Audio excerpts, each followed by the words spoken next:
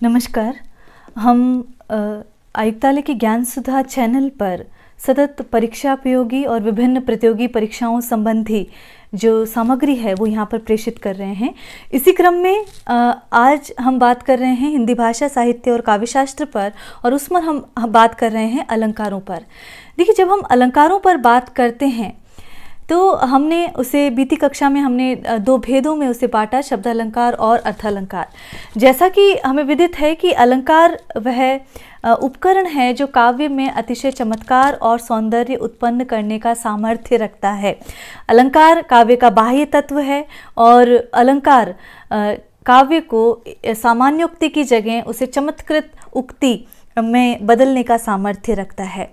अलंकार बहुत अधिक प्रिय रहे हैं, चाहे वो रीतिवादी आचार्य रहे हों या अन्य भक्तिकाल के अन्य कवि। उन्होंने लगभग सभी जो कवि रहे हैं उन्होंने अलंकारों का प्रयोग अपने काव्य में किया है। तो अलंकार को जब हम देखते हैं तो हमें ये पता है कि इसके जो प्रवर्तक आचार्य हैं वो आचार्य भामह हैं और उनके ग्रंथ का नाम काव्यालंकार है और वे 6वीं से 7वीं शताब्दी के बीच उनका जो समय है वो ठहरता है। देखिए, शब्दालंकारों पर हम बात कर रहे हैं, लेकिन आगे बात करने से पहले हम कुछ परीक्षापयोगी प्रश्नों पर बात करेंगे जो कि शब्दालंकार इस विषय से संबंधित है। जब हम असिस्टेंट प्रोफेसर हिंदी की परीक्षा देखते हैं, सहायक आचार्य हिंदी की परीक्षा, या कि जिसे लेक्चरशिप की परीक्षा भी माना जाता है, या कि फर्स्ट ग्रेड परीक्षा और नेट परीक्षा, उनके पाठ्यक्रम का ये हिस्सा है जब हम अलंकारों की बात करते हैं। और वहाँ पर इससे संबंधित बहुत अधिक प्रश्न पूछे गए हैं। मैंने कुछ प्रश्नों का चयन किया है जो कि बीती परीक्षाओं में पूछा गया है। यदि एक जो सबसे सादा सा प्रश्न है और ज़रूरी प्रश्न जान पड़ता है, जिसमें एक प्रश्न है कि अलंकार मुख्यतः कितने प्रकार के होते हैं। देखिए, अलंकारों पर जब बात की जाती है तो इस पर बहुत अधिक मतभेद भी है, और हम देखते हैं कि जो अलंकारों के जो भेद है मुख्यतः 2 शब्दालंकार और अर्थालंकार ठहरते हैं, लेकिन कुछ कवि और आचार्य इसका एक तीसरा भेद उभयालंकार भी मानते हैं। तो यहाँ पर जब आपको चयन करना हो तो वहाँ पर 2 भेद इसके ठहरते हैं, शब्दालंकार और अर्थालंकार। इसी संदर्भ में यदि हम परिभाषा देखें तो शब्दालंकारों में जो शब्द पर जो अलंकार का जो सौंदर्य है वो आधृत रहता है। यदि उस शब्द को हटा दिया जाए, यदि उसका पर्याय रख दिया जाए तो वो सौंदर्य, उसका जो चमत्कार, उसका विनष्ट हो जाता है, तो उसे हम शब्दालंकार कहेंगे। इससे उलट अर्थालंकार है जहाँ पर शब्द का जो अलंकार का जो सौंदर्य है वो शब्द पर आधारित ना रहकर अर्थ पर आधारित रहता है, उसे अर्थालंकार कहा जाता है। आगे जो प्रश्न पूछा जाता है वो एक यह है कि आखिर कौन से शब्दालंकार हैं। तो विकल्प दे दिए जाएंगे और वहाँ पर निम्न में से कौन सा शब्दालंकार है या निम्न में से कौन सा शब्दालंकार नहीं है, इस तरह के प्रश्न पूछ लिए जाएंगे। तो इसे याद करने का एक सूत्र कथन है अवश्य पुनरोक्ति। जब हम इसे याद करते हैं तो हमें शब्दालंकार याद हो जाते हैं। जैसे अवश्य में अ जो है वो अनुप्रास, व जो है वक्रोक्ति, श जो है श्लेष और यमक के लिए ठहरता है, और पुनरुक्ति का मतलब है पुनरुक्ति प्रकाश अलंकार। तो ये जो 5 अलंकार हैं वो शब्दालंकारों की श्रेणी में परिगणित किए जाते हैं, जिसमें अनुप्रास, वक्रोक्ति, श्लेष, यमक और पुनरुक्ति। तो अवश्य पुनरुक्ति ये एक सूत्र हो गया हमें जब शब्दालंकारों को याद करना है तो उससे संबंधित। आगे जो प्रश्न कुछ बनते हैं, देखिए, हमने जो पिछली कक्षा हुई जो शब्दालंकार भाग 1 है उसमें हमने अलंकारों की परिभाषाएं भी देखी कि किसने सौंदर्यम अलंकार कहा है, किसने काव्य शोभाकरान धर्मान अलंकारान प्रचक्षते कहा है। तो ये जो सारी सूक्तियां हैं, सूत्र कथन जो हैं, वो प्रश्नों के रूप में पूछे जाते हैं। जब हम सौंदर्यम अलंकार है बात करते हैं तो आचार्य वामन ये उक्ति कहते हैं, और जब हम ये कहते हैं कि काव्य शोभाकरान धर्मान अलंकारान प्रचक्षते, तो जो आचार्य दंडी है वो अपने ग्रंथ काव्यादर्श में ये बात कहते हैं। इसी क्रम में यदि हम देखें भूषण बिनुन विराजई कविता वनिता मित, तो ये पंक्ति किसने कही है? तो जो आचार्य केशव दास हैं वो अपने ग्रंथ कवि प्रिया में ये बात कहते हैं कि भूषण बिनु न विराजई, कि आभूषणों के बिना अलंकारों के बिना न तो कविता कामिनी सुशोभित होती है, ना ही स्त्री। तो ये बात कहते हैं। भूषण का तात्पर्य जो काव्य के या जो शोभा कारक जो तत्व हैं, धर्म हैं, वो भूषण यहाँ आभूषण और अलंकारों के अर्थ में प्रयुक्त हुआ है। इसी क्रम में जैसा कि देखिए, भरत मुनि का जो ग्रंथ है नाट्य शास्त्र, उसमें वो रस के साथ साथ पहले पहल अलंकारों का भी उल्लेख करते हैं। तो ये प्रश्न बनता है कि आचार्य भरत ने कौन से शब्दालंकार का उल्लेख नाट्य शास्त्र में किया है। या प्रश्न यूँ भी बन सकता है कि आचार्य भरत किन अलंकारों का उल्लेख अपने ग्रंथ नाट्यशास्त्र में करते हैं। तो जिनका उल्लेख करते हैं उनकी संख्या 4 है, और वो अलंकार यदि हम देखें तो उपमा, रूपक, दीपक और यमक, ये 4 अलंकार हैं। उपमा, रूपक, दीपक और यमक। इसमें से यमक शब्द अलंकार है। तो इस प्रश्न का उत्तर यहाँ निकलता है कि यमक शब्द अलंकार का प्रयोग भरत मुनि ने अपने ग्रंथ नाट्यशास्त्र में किया है। और इसके अलावा जो 3 और है, उपमा, रूपक, दीपक, जो कि अर्थालंकार हैं। यमक शब्द अलंकार जब हम अवश्य पुनरुक्ति कहते हैं तो यहाँ पर यमक के लिए है, और यमक का उल्लेख भरत मुनि ने अपने ग्रंथ नाट्यशास्त्र में किया है। इसी तरह जो ये संस्कृत के काव्यशास्त्री हुए हैं, समालोचक हुए हैं, आचार्य हुए हैं, उन्होंने कौन से महत्वपूर्ण ग्रंथों की सर्जना की, उससे संबंधित प्रश्न पूछ लिया जाता है। तो जब हम भामह की बात करते हैं तो काव्यालंकार उनका ग्रंथ है। वामन की बात करते हैं तो काव्यालंकार सूत्र वृत्ति उनका ग्रंथ है। दंडी की बात करते हैं तो काव्यादर्श उनका ग्रंथ है। इस तरह के प्रश्न पूछे जाते हैं। इसी क्रम में चूंकि आचार्य भामह अलंकार संप्रदाय को लेकर आते हैं, आचार्य भामह शरीरवादी आचार्य हैं, काव्य के बाह्य शोभाकारक धर्म, नित्य धर्म भी अलंकारों को मानते हैं। तो वो अलंकारों के मूल में वक्रोक्ति और अतिशयोक्ति को मानते हैं। कथन को कहने का जो भंगिमा है, उसे वो वक्रोक्ति को और अतिशयोक्ति को उसके मूल में मानते हैं। और वो कहते हैं कि उक्ति की अतिशयता या चमत्कार ही वक्रोक्ति है। कथन को कहने की जो भंगिमा है, विभिन्न तरीके से कहने की जो शैली है, वही क्या है, वक्रोक्ति है। इसी क्रम में एक प्रश्न और बनता है कि गतो अस्त मर्को भातेन्दुः यान्ति वाशय पक्षिणः इत्येव मादि किम काव्यम वार्ता में नाम प्रचक्षते। कि जो अलंकारों के अभाव में या जो अलंकार विहीन जो काव्य है, क्या वो वार्ता मात्र नहीं है? ये किसने कहा है? तो ये आचार्य भामह अपने ग्रंथ काव्यालंकार में ये बात कहते हैं। और ये कहकर वो काव्य को अलंकृत कथन और अनलंकृत कथन, जो अलंकृत कथन है उसे वो काव्योक्ति मानते हैं, और जो अनलंकृत कथन है उसे वो वार्ता मात्र कहकर या सामान्योक्ति कहकर वहाँ संबोधित करते हैं। तो ये कुछ प्रश्न बनते हैं जो पूछे जाते हैं। हमने पिछली कक्षा में यह भी देखा कि अलंकार क्या है और अलंकारी क्या है। तो काव्य का जो बाह्य शोभाकारक जो धर्म है वो अलंकार है, और जिसे सुशोभित किया जा रहा है, जो कथ्य है, जो वर्ण विषय है, वो अलंकार्य कहलाता है।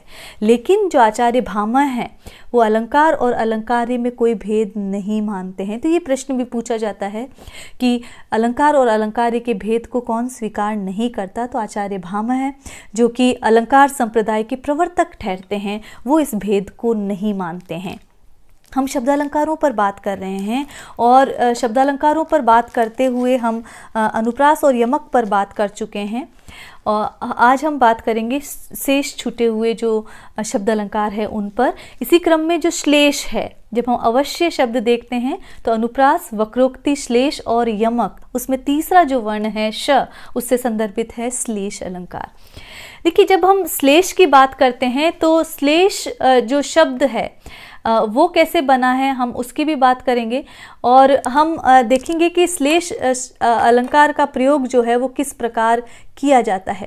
तो जब हम श्लेष का अर्थ देखते हैं तो श्लिष धातु से निष्पन्न होता है श्लेष शब्द, और जिसका अर्थ निकलता है सटना, चिपकना या पास पास रखना। तो जिस शब्द में एकाधिक अर्थ चिपके हुए रहते हैं, या जिस अलंकार में श्लिष्ट या अनेक अर्थ वाले शब्दों का प्रयोग किया जाता है, वो श्लेष अलंकार कहलाता है।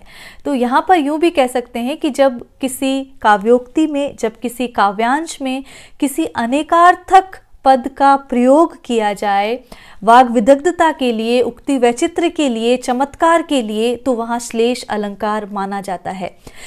रस पीयूष निधि में इस प्रकार कहा गया है, एक शब्द के होत जहाँ अर्थ अनेक सुभाए, श्लेष कहत सुजानिए प्रकट कहो समुभाए। तो ये जहाँ एक शब्द के होत हैं, जहाँ अनेक अर्थ सुभाए। साहित्य दर्पणकार भी ऐसी ही मिलती जुलती परिभाषा देते हैं कि श्लिष्टे है पदेर नकार्थाभिवाने श्लेष इष्मते। तो वो कहते हैं कि जहाँ एक ही जो शब्द है उसके अनेक अर्थ निकलते हों तो वहाँ श्लेष अलंकार माना जाता है। तो श्लिष्ट का अर्थ क्या हो गया? जो अनेकार्थवाची है, जिससे अनेक अर्थों वाला जो है वो श्लिष्ट निकलता है। तो यदि हम इस आधार पर देखें तो श्लेष दो प्रकार के होते हैं, शब्द श्लेष और अर्थ श्लेष।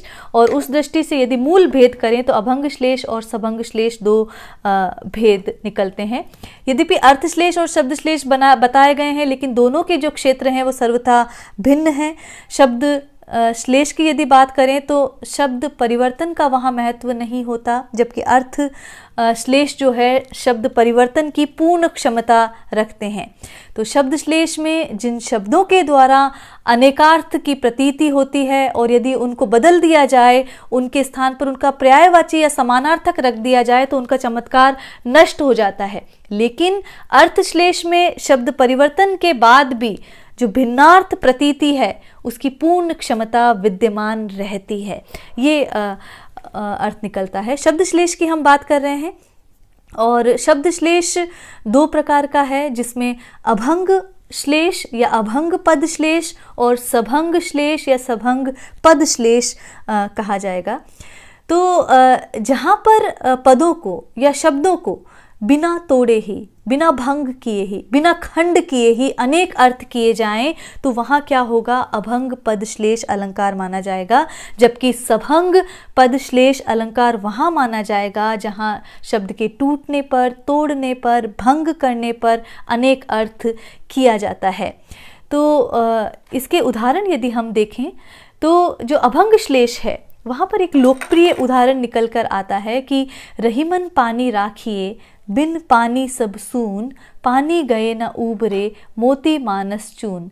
तो जब हम इसको देखते हैं तो वहाँ पर इसमें जो पानी शब्द आया है वो श्लिष्ट पद के रूप में आया है और वहाँ पर ये पानी शब्द का अर्थ मोती, मनुष्य और आटे के संदर्भ में अलग अलग ठहरता है। जब हम पानी का अर्थ मोती के संदर्भ में देखते हैं तो वहाँ आब या चमक उसका अर्थ निकलता है। मनुष्य के संदर्भ में उसका अर्थ मान, प्रतिष्ठा या इज्जत ठहरता है। इसी तरह जो चून है वहाँ इसका अर्थ जो है वो जल के संदर्भ में ठहरता है। तो रहीम की ये पंक्ति है और वहाँ वो कहते हैं कि पानी के बिना किसी भी चीज़ का कोई अस्तित्व नहीं है। तो वहाँ ये वो कहते हैं कि पानी गए न ऊबरे, मोती मानस चून, कि पानी के बिना न मोती का अस्तित्व है, न मनुष्य का अस्तित्व है, ना ही आटे का अस्तित्व वहाँ पर ठहरता है।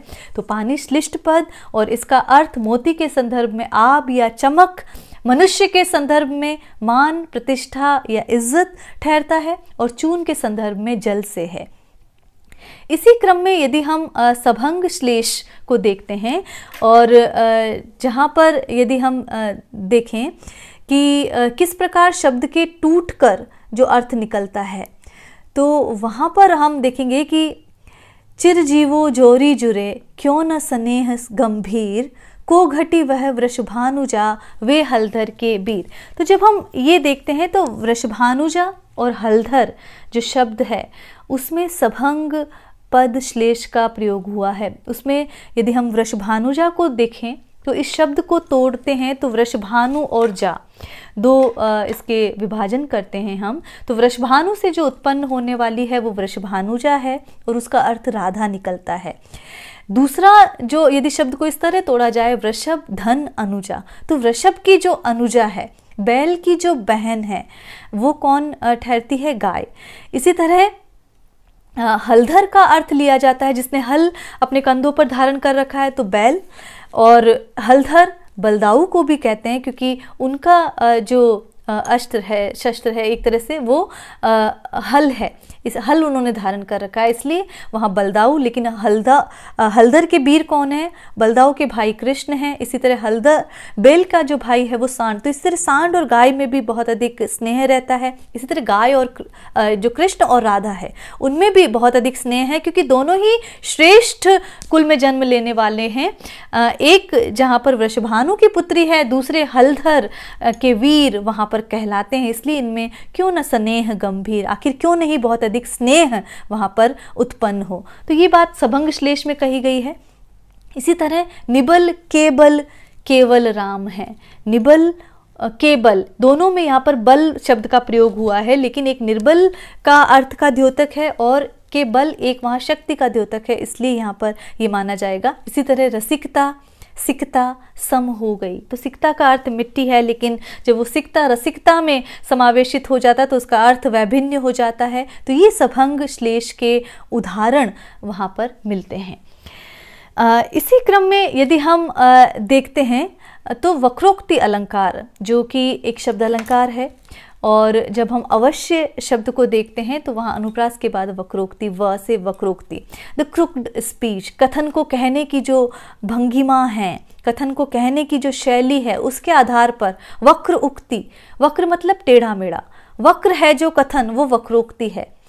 तो यहाँ पर कई जो आचार्य हुए हैं उन्होंने, चाहे आप क्षिमेंद्र की बात कर लीजिए, वो वक्रोक्ति काव्य जीवितम जब वो कहते हैं अपने ग्रंथ में तो वहाँ अलंकारों के मूल में वक्रोक्ति को बता देते हैं। तो इसकी यदि हम परिभाषा देखें वक्रोक्ति अलंकार की, तो जब श्लेष या काकू के द्वारा, काकू मतलब कहने का जो उतार चढ़ाव है, जो ढंग है, काकू उसे कहा जाता है। तो श्लेष या काकू ध्वनि के द्वारा, वक्ता द्वारा जो अभिप्रेत अर्थ है उसे यदि श्रोता ग्रहण नहीं करता है और किसी अन्य अर्थ को ग्रहण करता है, और वो अर्थ यदि चमत्कार पूर्ण हो तो वक्रोक्ति अलंकार होता है। देखिए व्यंजना में या हास परिहास में इसका प्रयोग बहुत अधिक देखा जाता है। वक्रोक्ति का यदि हम शाब्दिक अर्थ, जैसा कि हमने देखा, वक्र मतलब टेढ़ा मेढ़ा और उक्ति का मतलब कथन। तो जो टेढ़ी मेढ़ी जो उक्ति है, जो कथन को अलग तरीके से कहने की जो शैली, एक तरह से अन्योक्ति है, जो विदग्धतापूर्ण जो कथन है, वो वक्रोक्ति माना जाता है। वक्रोक्ति के भी यदि हम देखें तो भेद देखने से पहले हम ये जानें कि प्रमुख आचार्यों के क्या मत रहे हैं। तो मम्मट जो हैं, आचार्य मम्मट, जो कि अलंकारवादी आचार्य माने जाते हैं, उस आचार्यों की श्रृंखला में रखे जाते हैं, वे इसे शब्दालंकार का एक भेद मानते हैं। जबकि जयदेव जो है इसे अर्थालंकार का एक भेद मानते हैं, क्योंकि वो कहते हैं कि श्लेष और काकू से वस्तुतः वाचार्थ बदलने की कल्पना की जाती है, लेकिन यदि देखा जाए तो जो श्लेष और काकू जो हैं वो शब्द शक्ति के ही भेद ठहरते हैं। इसलिए जो आचार्य हैं वो इसे शब्दालंकारों की श्रेणी में रखना पसंद करते हैं। रुद्रट, ये प्रश्न यहाँ पर पूछा गया है कि रुद्रट ने वक्रोक्ति के कितने भेद बताए हैं, या कि जो वक्रोक्ति के जो 2 भेद बताए गए हैं वो किस आचार्य ने बताए हैं। तो रुद्रट बताते हैं श्लेष वक्रोक्ति और काकू वक्रोक्ति। जैसा कि हमने परिभाषा में ही देखा कि श्लेष के आधार पर या काकू के आधार पर, जहाँ पर वक्ता के कहन को श्रोता अन्य अर्थ में ग्रहण कर लेता है और वो चमत्कारपूर्ण होता है, तो उसी आधार पर 2 भेद है, काकू वक्रोक्ति और श्लेष वक्रोक्ति। इसी क्रम में यदि हम देखें तो जो भामह हैं वो वक्र शब्द और अर्थ की उक्ति को काव्य अलंकार मानते हैं। तो वक्र शब्द और अर्थ की जो उक्ति है, कहने की जो शैली है, जो तरीका है, उसे वो अलंकार मानते हैं। जैसा कि हमने पहले भी कहा, कुंतक का जो ग्रंथ है, कुंतक वक्रोक्ति जो संप्रदाय है उसके प्रवर्तक आचार्य हैं, और वो वक्रोक्ति काव्य जीवितम कहकर वक्रोक्ति को काव्य का मूल मानते हैं। कुछ स्वभावोक्ति को मानते हैं, कुछ अतिशयोक्ति को मानते हैं, लेकिन जो कुंतक हैं वो वक्रोक्ति को काव्य का मूल तत्व स्वीकार करते हैं। तो यहाँ पर विवाद ज़रूर है, क्योंकि शब्द और अर्थ दोनों में वक्रोक्ति होने के कारण विवाद है, लेकिन इसे जो अनेक जो आचार्य हुए हैं, अलंकारवादी आचार्य, उन्होंने इसे शब्दालंकारों में ही परिगणित किया है। तो ये हर पंक्ति में लगभग एक प्रश्न यहाँ पर तैयार होता है, इसे ज़रूर आप ध्यान रखें।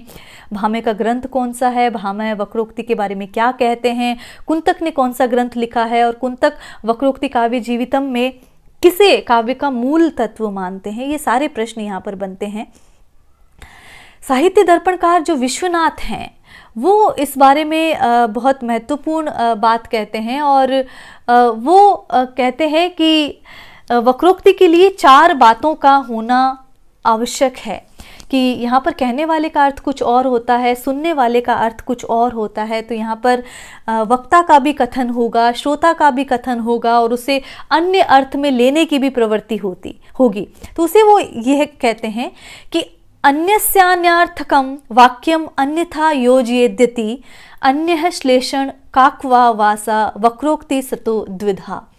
तो जो अर्थ अलग तरह से, कि उसमें वक्ता की एक उक्ति होगी, उसमें उक्ति का एक अभिप्रेत अर्थ होगा, फिर उससे जो वक्ता का जो कहन है उससे श्रोता कोई अन्य अर्थ लगा देगा, और श्रोता अपने लगाए अर्थ को प्रकट भी करेगा। ऐसा नहीं कि वो मन में रखेगा, वो उस अर्थ को प्रकट भी करेगा। तो ये यहाँ पर होगा कि यहाँ पर एक तरह से संवाद योजना हो जाएगी, और हास परिहास यहाँ पर माना जाएगा। तो इसी आधार पर यदि हम देखें तो वक्रोक्ति के भेद श्लेष और काकू के आधार पर वक्रोक्ति के 2 भेद माने गए हैं, श्लेष वक्रोक्ति और काकू वक्रोक्ति। और ये भेद किसने किए हैं? ये भेद आचार्य रुद्रट ने किए हैं। तो श्लेष वक्रोक्ति वहां पर मानी जाती है जहां पर वक्रोक्ति शब्दाधृत हो, शब्द पर आधृत हो, वहां पर श्लेष वक्रोक्ति मानी जाएगी। अभी किस प्रकार मानी जाएगी? तो श्लेष वक्रोक्ति के फिर 2 भेद हो जाते हैं, वहां पर सभंग श्लेष और अभंग पद श्लेष वक्रोक्ति। तो भंग पद श्लेष वक्रोक्ति यदि हम देखें तो उसका उदाहरण इस प्रकार देखा जा सकता है कि अयि गौरवशालिनी मानिनी आज सुधा स्मित क्यों बरसाती नहीं। अयि का मतलब है अरे। गौरवशालिनी, एक नायक नायिका को गौरवशालिनी कहकर संबोधित कर रहा है। मानिनी जो मान करके बैठी हुई है उसको वो कहता है कि आज अपनी तुम जो अमृत रूपी हंसी है वो क्यों नहीं बरसा रही हो, वो क्यों नहीं हंस रही हो। तो एक तरह से प्रश्न करता है, लेकिन गौरवशालिनी कहने से जो नायिका है वो चिढ़ जाती है, क्योंकि नायिका चूंकि पहले से वो चिड़ी हुई है, इसलिए वो ये अर्थ लेती है कि उसका अर्थ वो यूँ करती है, गौ औषा और अलिनी। गौ मतलब गाय, गाय मतलब जो सीधी सादी है, जिसे किसी भी तरह से बेवकूफ मूर्ख बनाया जा सकता है, उस संदर्भ में वो गौ अर्थ लेती है। अवशा जो किसी के वश में है, परवश है, जो स्वाधीन नहीं है, जो पराधीन है। इसी तरह जो अलिनी है, जो भ्रमर करने वाली है, तो वहाँ पर वो इस अर्थ में लेती है कि गो औषा अलिनी, की जो नायिका है वो कहती है कि हाँ तुम तो मुझे गाय ही समझते हो, अवश्य ही समझते हो, और अलिनी यूं ही मंडराने वाली समझते हो, ऐसा समझकर तुम तिरस्कृत करते हो। तो इसलिए जो है निज कामिनी को प्रिय गौ अवशा अलिनी भी कहीं जाती नहीं। निज जो कामिनी को तुम क्या कहते हो? गाय कहते हो, अवशा कहते हो, और अलिनी भ्रमरी कहते हो, वो कहीं जाती है भला। तो इस तरह कहकर इस गौरवशालिनी जो शब्द का अर्थ जो नायक के द्वारा अभिप्रेत है, अभिष्ट अर्थ है, उसका अन्य अर्थ जो है मानिनी नायिका ने लिया है, इसलिए यहाँ पर जो भंग पद श्लेष वक्रोक्ति माना जाएगा। इसी क्रम में यदि हम देखें अभंग पद श्लेष वक्रोक्ति कहाँ पर है, तो वहाँ पर ये उदाहरण अक्सर पूछा जाता है परीक्षाओं में, और बहुत ही रोचक उदाहरण है जिसमें ये कहा गया है, एक कबूतर देख हाथ में पूछा कहाँ अपर है, उसने कहा अपर कैसा उड़े गया सपर है। तो यहाँ ये कहा गया है कि जहांगीर और नूरजहां का ये वार्तालाप है, और जब जहांगीर नूरजहां से पूछते हैं कि एक ही कबूतर कैसे है तुम्हारे हाथ में, दूसरा कहाँ गया। तो देखिए अपर जो शब्द आया है उसका एक अर्थ तो निकलता है दूसरा, और एक अन्य अर्थ निकलता है जो पर विहीन है, वो अपर। तो जैसे ही जहांगीर ने नूरजहां के हाथ में देखा कि एक ही कबूतर कैसे है, तो वो सवाल करते हैं, पूछा कहाँ अपर है, कि अपर कहाँ है, दूसरा कहाँ है। लेकिन नूरजहां ने इसका अन्य अर्थ ग्रहण किया है। ये आप हास परिहास की शैली में कह लीजिए, व्यंग्योक्ति की शैली में कह लीजिए, तो वो कहती है उसने कहा। तो यहाँ नूरजहां का कथन भी आएगा, जो कि विश्वनाथ यहाँ पर बताते हैं कि जो श्रोता का कथन भी आएगा, वही बात है, उसने कहा। तो नूरजहां ने कहा अपर कैसा, वो अपर परहीन तो था ही नहीं, उड़ है गया सपर है, वो तो पंखों के साथ ही उड़ गया है। तो यहाँ पर अपर शब्द को बिना तोड़े ही जो दूसरा अर्थ निकला, बेपर या परहीन, परविहीन, दो अर्थ लगाने से अभंग पद श्लेष वक्रोक्ति यहाँ पर मानी जाएगी। तो देखिए यहाँ पर अपर शब्द है वो श्लिष्ट पद है, दो अर्थ निकलते हैं। अपर का अर्थ दूसरा भी हुआ और अपर का अर्थ परविहीन, बेपर भी हुआ। तो इस तरह दो अर्थ लगने से अभंग श्लेष यहाँ पर माना जाएगा। और यदि हम उदाहरण देखें तो एक बहुत रोचक उदाहरण है, जिसमें जो गिरिजा, पार्वती और लक्ष्मी का ये उदाहरण जान पड़ता है।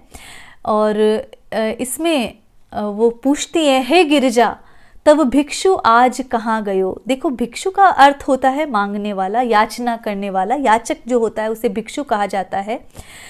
तो वहाँ पर रमा जो है, लक्ष्मी जो है, वो गिरिजा से प्रश्न कर रही हैं कि हे गिरिजा तब भिक्षु आज कहाँ गयो, कि तुम्हारा जो भिक्षु है वो कहाँ पर गया है।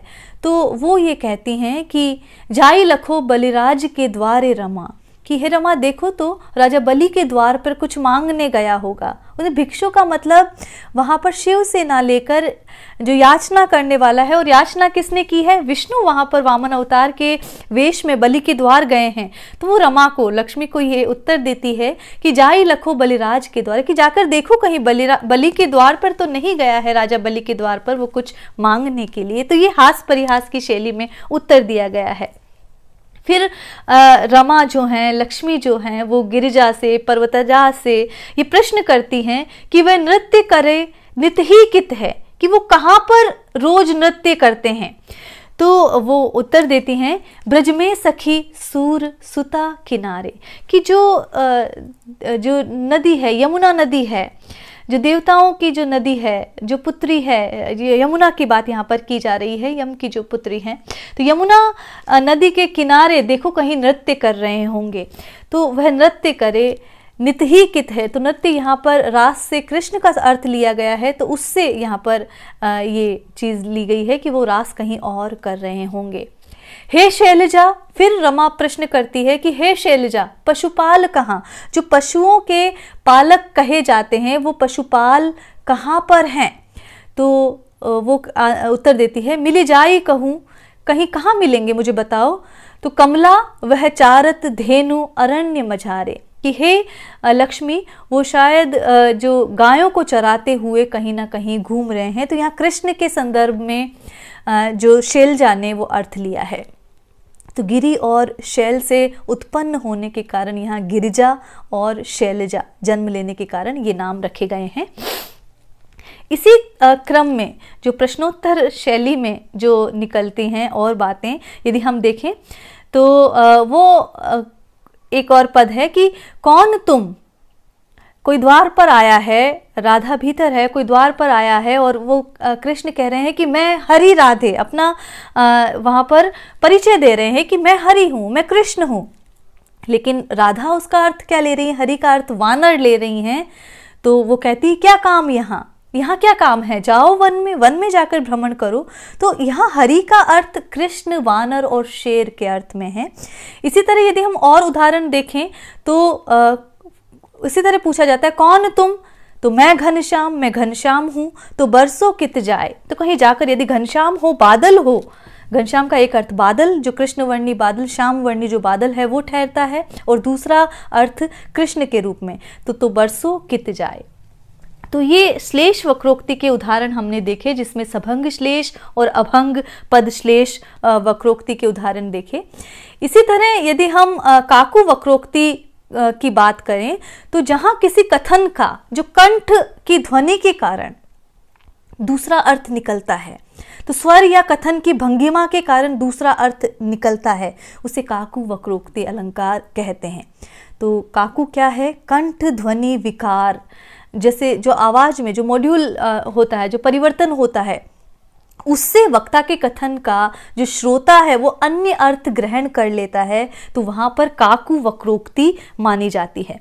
तो यहाँ पर यदि हम देखें तो मैं सुकुमारी नाथ बन जोगू, तुम ही उचित तब मोह कह भोगू। तो यहाँ दो अर्थ निकलते हैं कि मैं सुकुमार हूं, तो मैं हे नाथ में वन में किस प्रकार भ्रमण कर चुकी हूं, तुम्हें उचित तप और मुझे भोग उचित है। तो यहाँ पर एक अर्थ ये निकलता है, लेकिन दूसरा अर्थ निकलता है कि मैं सुकुमारी नाथ बन जोगू, कि मैं सुकुमारी हूं लेकिन हे नाथ मैं वन में तुम्हारे साथ भ्रमण करूंगी, क्योंकि ये श्रेष्ठ नहीं है कि तुम्हें तो तुम्हारे लिए तप बनाए गए हैं और मेरे लिए भोग बनाए गए हैं। तो ये दो अर्थ अन्वय से निकलते हैं, जिसका काकू कहन की भंगिमा से अन्य अर्थ लिया जाता है, इसलिए यहाँ पर काकू वक्रोक्ति मानी जाएगी। इसी तरह यदि हम और उदाहरण देखें तो देते हैं वरदान शिव, भाव चाहिए मीत, भोले को वरदान हित, भाव चाहिए मीत। तो यहाँ पर कहते हैं, एक कहता है कि जो देते हैं वरदान शिव, शिव जो है आशुतोष हैं, सहज ही प्रसन्न हो जाते हैं, बस भाव चाहिए। तो दूसरा कहता है क्या भोले को भी देने के लिए कुछ चाहिए, वो तो सहज ही प्रसन्न हो जाते हैं, तो क्या भाव भी देने की आवश्यकता है? तो भोले को वरदान हित, भाव चाहिए मीत, इस तरह प्रश्न किया जाता है। इसी तरह दूसरा है, एक कहो वरदेत भव, भव मतलब शिव, भाव चाहिए चित्त, मन में भाव चाहिए होते हैं। सुनी कहे काऊ, कोई किसी ने सुना और ये कहा भोले भवही भाव चाहिए, भोले को भी भाव चाहिए, अर्थात उन्हें भी किसी चीज की क्या आवश्यकता है। तो ये काकू वक्रोक्ति के जो उदाहरण हैं वो माने जाएंगे। यहाँ पर किसी पद का अन्य अर्थ नहीं निकल रहा है, बल्कि कथन के कहने की जो भंगिमा है वो अलग निकलती है। रामचरितमानस में बहुत सारे संवाद हैं, चाहे रावण अंगद संवाद ले लीजिए, यहाँ वहाँ पर हनुमान और सीता का संवाद ले लीजिए, वहाँ पर भी काकू वक्रोक्ति से बहुत सारे उदाहरण निकल कर सामने आते हैं। ये सारे उदाहरण इसलिए लिए गए हैं क्योंकि इन पर प्रश्न पूछे जाते हैं। तो जितने अधिक उदाहरणों का समावेश आप अध्ययन में करेंगे, उतने ही आपके प्रश्न वहाँ पर तैयार होते जाएंगे। इसी तरह यदि एक और उदाहरण देखें तो आने को मधुमास ना आएंगे प्रियतम, कि मधुमास आने को है, क्या प्रियतम नहीं आएंगे? तो आने को मधुमास ना आएंगे प्रियतम, तो आने को मधुमास ना आएंगे प्रियतम, एक तो ये है कि मधुमास आने को और प्रिय नहीं आएंगे, और उसका वापस जो काकू वक्रोक्ति से फिर जो श्रोता है वो ये ले रहा है अर्थ कि आने को मधुमास ना आएंगे प्रियतम, प्रश्न करे कि फिर मधुमास आने को फिर भी नहीं आएंगे। तो इस तरह जो वक्ता का अभिप्राय कुछ और होता है, श्रोता का कुछ और होता है, और उसे अन्य अर्थ में ग्रहण कर लिया जाता है, तो वो वहाँ पर अलंकार जो है वक्रोक्ति अलंकार, काकू वक्रोक्ति माना जाएगा। देखिए, अब अक्सर ये प्रश्न पूछा जाता है वक्रोक्ति और श्लेष में क्या अंतर है। तो दोनों में ही अर्थ में चमत्कार दिखाया जाता है, लेकिन श्लेष में जो चमत्कार का आधार होता है वो एक शब्द के एकाधिक अर्थ होते हैं, जबकि वक्रोक्ति में जो कथन है, जो अभिधान है, जो कहन है, उसको तोड़ मरोड़ कर या उक्ति के ध्वन्यर्थ द्वारा ये अर्थ प्रकट होता है। तो मुख्य अर्थ अंतर इतना ही है। इसी तरह श्लेष और यमक में क्या अंतर है और क्या समानता है? देखिए, श्लेष और यमक क्या है? दोनों शब्द अलंकार है, ये बात आपको विदित होनी चाहिए। लेकिन श्लेष धातु से बना है हमने कहा, और जिसका अर्थ होता है सटना, चिपकना, पास बैठना। तो जहां पर एक ही शब्द में एकाधिक अर्थ साथ आते हैं वहां पर और उससे शब्द का चमत्कार होता है, तो वहां श्लेष, तो वहां पर शब्दों की आवृत्ति नहीं हो रही है, एक ही शब्द में एकाधिक अर्थ है, तो शब्द जो है वो अनेकार्थी है, उससे अनेक अर्थों का चमत्कार होता है। लेकिन यमक में अनेक अर्थ की व्यंजना के लिए एक ही शब्द को दोहराना पड़ता है एकाधिक बार। जैसे कि कनक कनकते सोगुनी मादकता अधिकाय। तो कनक स्वर्ण, कनक धतूरे के अर्थ में अलग अलग रूप में प्रयुक्त हुआ है, अलग अलग अर्थ का द्योतक है और अलग 2 बार उसकी आवृत्ति हुई है एक ही शब्द की, इसलिए वहां पर यमक। जबकि श्लेष में एक ही शब्द से भिन्न भिन्न अर्थ वहां पर लाया जाता है और यमक में भिन्न भिन्न अर्थ के लिए शब्द की आवृत्ति होगी। दोनों में मूल अंतर जो है वो यही माना जाता है। तो ये जो अलंकार हैं वो हमने देखे, और जहाँ पर काकू वक्रोक्ति में हमने बात की कि कंठ ध्वनि की विशेषता से जो अन्य अर्थ हो जाता है। कुछ उदाहरण और हैं, आप देख सकते हैं। कह अंगद सलज्ज जगमाही, रावण तोई समान को नाही। तो यहाँ पर वो कहते हैं कि अंगद को कहते हैं कि अंगद कह रहा है वहाँ पर सभा में कि रावण तुम्हारे समान कोई नहीं है। कह कपि धर्मशीलता तोरी, कि तुम्हारी जो धर्म के बारे में मैंने जो शील है वो सुना है। तो वहाँ पर जो अंगद कहते हैं हमहु सुनी कृत परतीय चोरी, कि मैंने तो ये सुना है। तो अंगद यहाँ पर कह रहे हैं कि कह अंगद सलज जगमाही, रावण तो ही समान कऊ नाही, तुम्हारे समान कोई नहीं है। कह कपि धर्मशीलता तोरी, हमहु सुनी कृत परतीय चोरी। तो वहाँ पर ये कहते हैं कि अंगद और रावण का ये संवाद है, रावण अंगद संवाद है, जिसमें रावण ये कह रहा है कि तुम्हारे समान मैंने जगत में कोई नहीं देखा।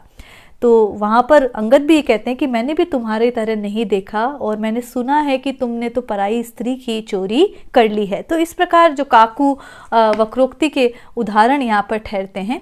वक्रोक्ति और श्लेष में भेद हम देख चुके हैं, श्लेष और यमक में भेद हम देख चुके हैं, महत्वपूर्ण है। तथ्यों के रूप में ये प्रश्न पूछ लिया जाता है कि दोनों में ही अर्थगत जो चमत्कार होता है, अर्थ में चमत्कार दिखलाया जाता है। हालांकि हैं शब्दालंकार, श्लेष में चमत्कार का आधार एक ही शब्द के 2 अर्थ होते हैं, जबकि वक्रोक्ति में ये चमत्कार जो है कथन को तोड़ मरोड़ कर पेश किया जाता है, प्रस्तुत किया जाता है। श्लेष और यमक का भेद हम देख चुके हैं, इसे दोहराने की आवश्यकता नहीं है। श्लेष में एक ही शब्द से एकाधिक अर्थ लगे रहेंगे, चिपके रहेंगे, जबकि यमक में शब्दों की आवृत्ति वहाँ पर होगी। तो ये वक्रोक्ति अलंकार की हमने बात की। देखिए ये जो चारों अलंकार हैं ये मुख्य अलंकार ठहरते हैं शब्दालंकारों की श्रेणी में, और अधिकांश मर्तबा ये परीक्षाओं में पूछे जाते हैं। तो ये आपको ध्यान रखना है कि जब अलंकार क्या है, अलंकार की परिभाषा क्या है, कौन से शब्द अलंकार हैं, कौन से अर्थालंकार हैं, किन उदाहरणों में कौन से अलंकारों का प्रयोग हुआ है, काकू वक्रोक्ति कहाँ पर ठहरती है, श्लेष वक्रोक्ति कहाँ पर ठहरती है, और किन जो अलंकारवादी आचार्य हैं या जो संस्कृत के काव्यशास्त्री हैं उन्होंने कौन कौन से ग्रंथ वहाँ पर लिखे हैं। तो ये सारी बातें जब आप कर लेते हैं तो शब्द अलंकारों से संबंधित, अलंकारों से संबंधित आप महत्वपूर्ण प्रश्न कर लेते हैं। प्रश्न जैसा कि इस तरह भी पूछा जा सकता है, चिर जीवो जोरी जुरे क्यों न स्नेह गंभीर, को घटी ये वृष भानुजा वे हलदर के बीर। कौन सा अलंकार यहाँ पर आया है? देखिए अलंकार ऐसा नहीं है कि एक दोहे में, एक छंद में केवल एक ही अलंकार यहाँ पर प्रयुक्त हो। जैसा कि हम इस दोहे में देखते हैं तो अंत्यानुप्रास तो स्वतः ही आ जाता है, अनुप्रास अलंकार तो आ ही जाता है। साथ ही यहाँ पर यदि हम देखें तो श्लेष भी लागू होता है, और श्लेष जो उसका जो शब्दालंकार और अर्थालंकार दोनों के रूप में यहाँ पर लागू हो रहा है। तो इसका भी ध्यान आपको रखना है कि कहाँ कौन से अलंकारों का प्रयोग हो रहा है। जहाँ पर यदि एकाधिक अर्थ हो तो वहाँ श्लेष अलंकार माना जाएगा, वहाँ पर शब्द के तोड़कर यदि अर्थ निकल रहा है तो सभंग श्लेष अलंकार माना जाएगा, या सभंग श्लेष वक्रोक्ति अलंकार माना जाएगा, या यदि उसे तोड़े बिना ही अर्थ यदि निकल रहा है तो अभंग अर्थ वहाँ पर अभंग पद श्लेष वक्रोक्ति अलंकार माना जाएगा। तो ये अलंकारों के संबंध में मुख्य बातें थी। अंतर इस तरह भी पूछा जा सकता है कि शब्दालंकारों के प्रमुख भेद कौन कौन से हैं। तो शब्दालंकारों में एक भेद की और बात की जाए, वो विप्सा और पुनरुक्ति प्रकाश अलंकार भी आते हैं।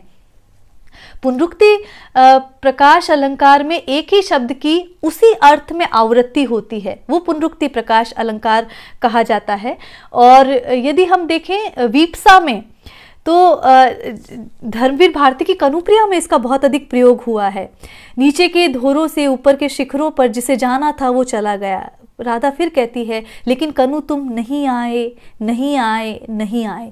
तो ये नहीं आए, नहीं आए, नहीं आए, यहाँ पर ये जो 3 बार प्रयोग में हुआ है, लेकिन भाव शबलता है, वो भावुक होकर ये कथन कह रही है, इसलिए वीप्सा अलंकार है।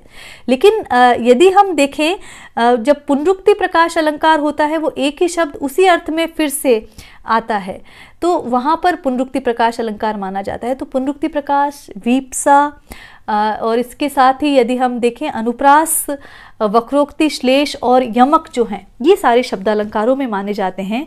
और ये आपके कॉलेज लेक्चरशिप परीक्षा के लिए ये बहुत महत्वपूर्ण अलंकार हैं, जिसके बारे में आज हमने बात की। यदि आपके कुछ प्रश्न होते हैं तो उनको आप ज़रूर कमेंट बॉक्स में लिखें। आज के लिए इतना ही। नमस्कार।